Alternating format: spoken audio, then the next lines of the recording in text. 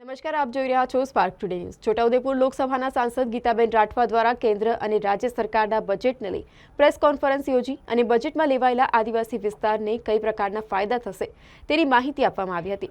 Budget વિકસિત ભારતના 4 સ્તંભ એવા યુવા, મહિલા, ગરીબ અને ખેડૂતોને ફાયદાકારક સાબિત થશે। આ બજેટ ગ્રામ્ય વિસ્તાર અને શહેરી વિસ્તારોમાં પ્રધાનમંત્રી આવાસ યોજના અત્યાર સુધીમાં 4 કરોડ લોકોને મળી છે। આગામી સમયમાં પણ 2 કરોડ લોકોને આવાસ યોજનાનો લાભ મળશે। કાચા મકાનવાળાને પાકું મકાન આપવાનું કામ મોદી સરકાર દ્વારા કરવામાં આવ્યું છે। સરકારમાં મહિલાના ઉઠાણ અને મહિલા સશક્તિકરણ માટે બનવામાં આવ્યું છે। તો મહિલાઓને લખપતિ દીદી બનાવવા માટે 2 કરોડનું લક્ષ્ય હતું, તે 3 કરોડ સુધી લખપતિ બનાવવાનું બજેટમાં સમાવેશ કરવામાં આવ્યો છે। આયુષ્માન કાર્ડ થકી ગરીબ પરિવારના લોકોને ખૂબ મદદ કરી। આગામી સમય મહિલાઓ અને દીકરીઓ જે સર્વાઇકલ કેન્સર પીડિત છે તેમની માટે પણ અમુક જે યોજનાઓ છે તે પણ બહાર પાડવામાં આવી છે। નમસ્કાર। માન્ય દેશના યશસ્વી વડાપ્રધાન નરેન્દ્રભાઈ મોદીની નેતૃત્વવાળી સરકારમાં તારીખ 1 ફેબ્રુઆરીના રોજ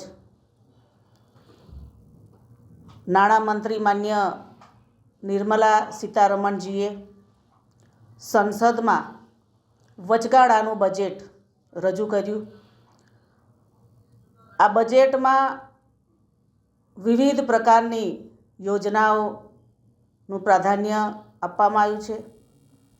પ્રેસ કોન્ફરન્સ કરવાનો મતલબ એક જ કે તમામ જનતા સુધી આ બજેટના મુદ્દાઓ પહોંચે, એના માટે આજે પ્રેસ કોન્ફરન્સ કરવામાં આવી છે।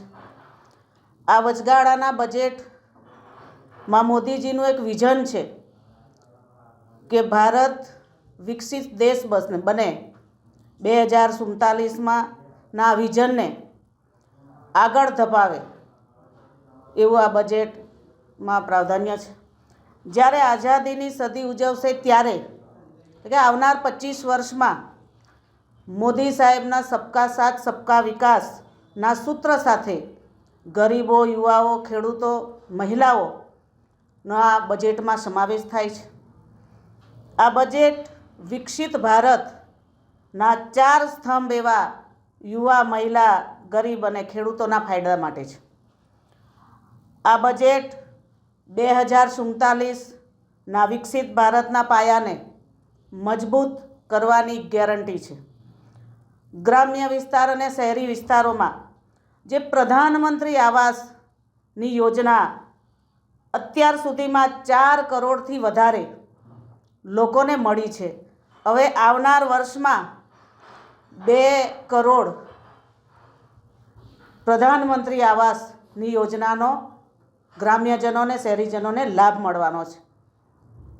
આગામી જે વર્ષો હતા એમાં જે કાચું ઘર હતું એને પાકું મકાન આપવાનું કામ આ નરેન્દ્રભાઈ મોદી સાહેબની સરકારમાં થયું છે। અમારી સરકારમાં મહિલાઓના ઉત્થાન માટે, મહિલા સશક્તિકરણ માટે ખૂબ કામ કરી રહી છે। મહિલાઓને લખપતિ દીદી બનાવવા માટેનું જે 2 કરોડનું લક્ષ્ય હતું એને 3 કરોડ લખપતિ દીદી બનાવવાનું આ બજેટમાં લક્ષ્ય છે। આયુષ્માન કાર્ડ, હું આપને જણાવું કે આયુષ્માન કાર્ડ થકી ગરીબ પરિવારના લોકોને ખૂબ મદદ મળી છે। આ આયુષ્માન કાર્ડ થકી હવેના બજેટમાં આંગણવાડી વર્કરો, આશા વર્કરોને આ આયુષ્માન કાર્ડનો લાભ મળવાનો છે। જે દીકરીઓ, જે મહિલાઓ સર્વાઇકલ કેન્સરથી પીડિત છે એમના હવે પછી એમના માટે આ બજેટમાં સર્વાઇકલ કેન્સરનું રસીકરણ માટેનું લક્ષ્ય છે।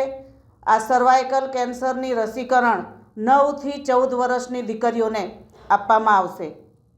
પ્રધાનમંત્રી ગરીબ અન્ન યોજના, ગરીબ કલ્યાણ અન્ન યોજના જે કોરોના વખતથી ચાલતી આવી છે, હવે આગામી વર્ષોમાં પણ આ ગરીબ કલ્યાણ અન્ન યોજનાનો લાભ સૌને મળશે।